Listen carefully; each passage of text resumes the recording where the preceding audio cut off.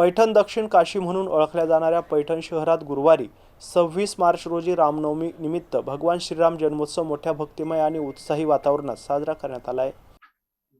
शहरातील दुर्गावाडी येथील बालाजी मंदिर, जर गल्लीतील राम मंदिर, नाथवाडा परिसर, कावळे गल्लीतील राम मंदिर, परदेशीपुरा येथील कृष्ण मंदिर, संतनगर मधील हनुमान टेकडी, जोगेश्वरी मंदिर, सह्याद्री चौकातील मंदिर तसेच विविध मठ मंदिरांमध्ये सकाळपासून धार्मिक कार्यक्रमांचे आयोजन करण्यात आलं होतं।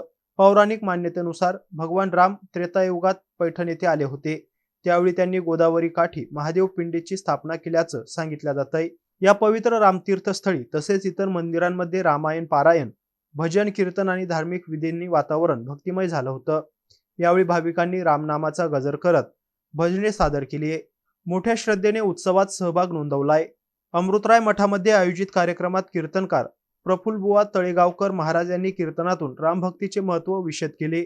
त्यांनी सांगितले की रामभक्तीमुळे मनुष्याचे जीवन आनंदी आणि सुखमय बनते, असा संदेश यावेळी उपस्थित भाविकांना दिला आहे। गौतम बनकर, एमसी न्यूज पैठण, छत्रपती संभाजीनगर।